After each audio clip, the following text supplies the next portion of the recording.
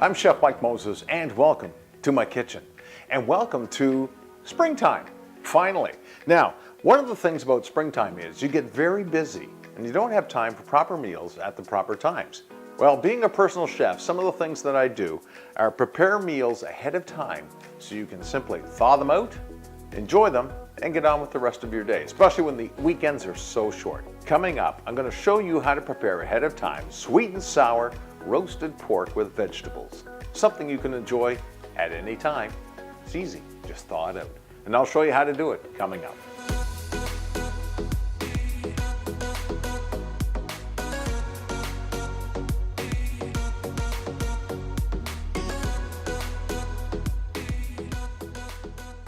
If you like this video, please don't forget to give me a thumbs up.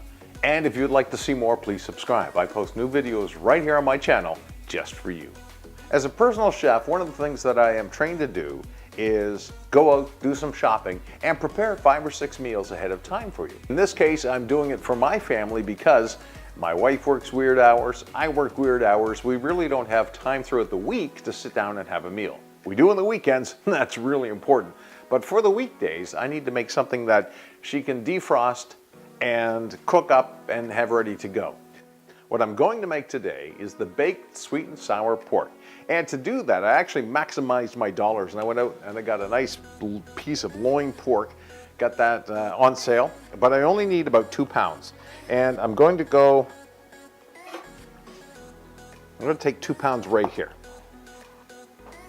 So that's about 2 pounds of pork. I'm going to remove the fat cap, or at least most of it, cube up the meat, put it in a pot with some shallots, some carrots, some pineapple juice, and then we're going to roast that in the oven for about an hour. Okay, here's what we need. We need about 2 pounds of pork loin. We need a 1.5 cups of ketchup, 1 tablespoon of apple cider vinegar, 1 tablespoon of brown sugar, about 3 shallots or 1 medium onion. We need about 500 milliliters or 20 ounces of pineapple chunks in the juice, because we're going to use the juice. We also need about 3 medium carrots diced and chopped, or you can use a 1.5 cups of baby carrots, and 1 green pepper, some olive oil, and salt and pepper. What I want to do is take the fat off the pork. Have a look at it, and I can see there's a silver skin here that I want to remove. I still want to leave a little bit of fat for flavor. Now I want to cube up my 2 pounds of meat. I want to make each cube about 1 inch long. One of the things I like is this is actually going to be about 4 meals. So I want to make sure there's enough meat in each one. And since we're going to be roasting it in the oven, all the fat will disappear. So we have our 2 pounds of meat. So as you can see, they are cubed just about 1.5 inches by 1 inch. All the meat has been cubed. That's about 2 pounds of pork with some pork fat. We're going to turn our heat on to medium-high. Let that come up to temperature. And while we'll do that, we will get the shallots ready as well. You could use 1 medium onion, but I'm going to make this a little flavorful. I never use my meat knife with my vegetables, or with anything else for that matter. If I cut meat with a knife, then I always put it aside to be cleaned and get out a clean knife. Easiest way to peel a shallot: cut it in half and take off the outer skin. It'd be a meal that you take to work and people go, "What the heck are you eating, and where did you buy that, and how did you get that?"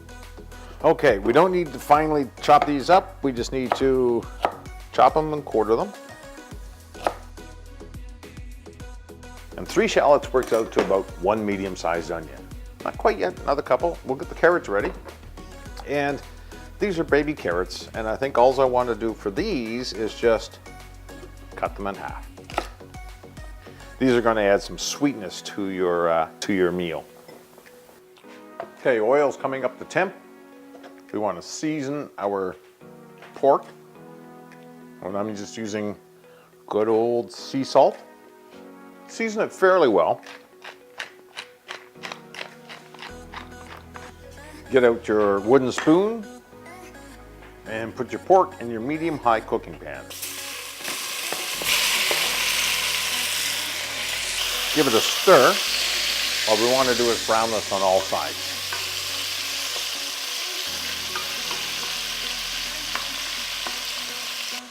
And I also need a green pepper.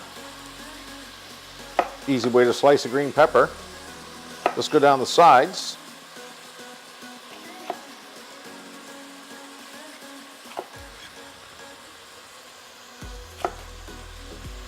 There you have all the seeds on the top, and we're going to throw away the bottom as well.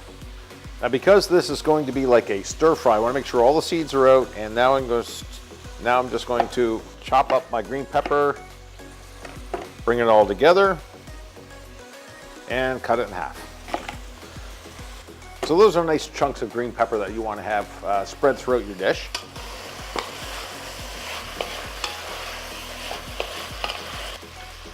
I'm letting the pork brown on all sides. I used a medium-high heat. Then we'll take the pork out. We'll make our sauce. This is going to be almost a one-dish preparation. Okay, now that the pork has been browned on all sides, I want to take the juice and the pork and put it into a bowl. It's almost like the pork gravy. I'm going to put my pot back on the heat. I'm going to add my shallots and my carrots and my green pepper. I'm going to season lightly. Salt and pepper, of course. Then I'm going to add my tablespoon of brown sugar, my tablespoon of apple cider vinegar. I'm going to add my cup and a half of ketchup. Stir that down just so I don't burn anything. And I'm going to use the juice of my chunk pineapple. And since these are not quite big enough, I need almost 2 cans. You want to set the chunks aside because you're going to be using those. And you give everything a stir. Already it smells like, sweet and sour. This has to come up to a boil so that all the flavors will marry. All right, it's come up to a boil. The flavors have all come together. Everything is mixed nice. The vegetables are floating in there. Now we're going to add our pork back in, liquid and all. You notice the liquid covers just about everything. We'll turn that off, and we're going to cover this in tin foil.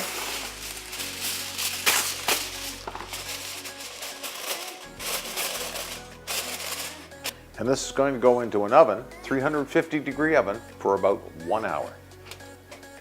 So when this comes out of the oven, we have to let it cool down so we can package it. So I'm going to prepare a plate for supper, of course, and then we'll let it cool down and we'll package it up, and I'll show you how to do that with some rice so that all you have to do is defrost it, throw it in the microwave, and away you go.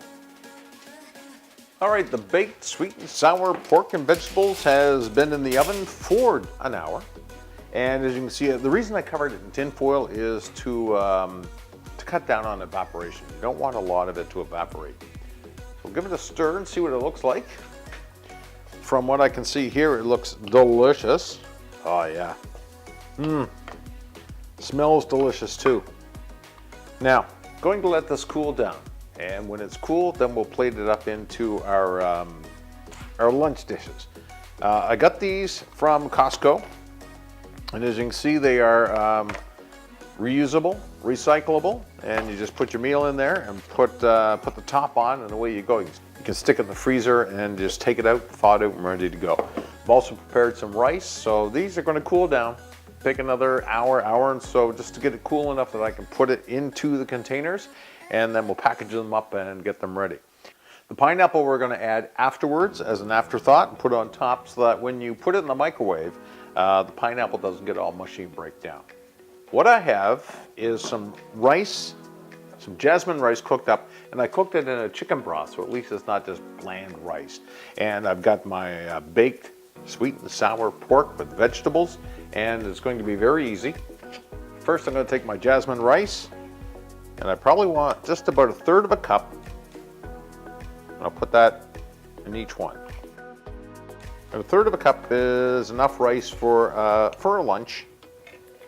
I have to save a little bit for me.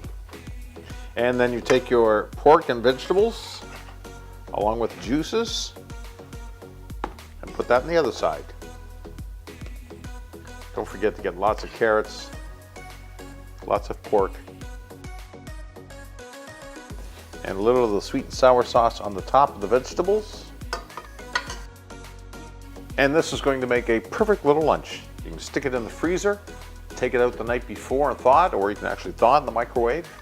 They're ready to go. Don't forget your pineapple. You want to take your pineapple, you want to put that in the middle. Perfect. There we go. 3 meals all ready to go. Anytime you want a quick lunch, pull one out, put it in the microwave, you're set. I hope you enjoy, and I look forward to seeing you in the next video. Thank you for joining me in my kitchen. If you would like to see more videos like this, please hit the subscribe button and the notification bell to be notified when I post new videos.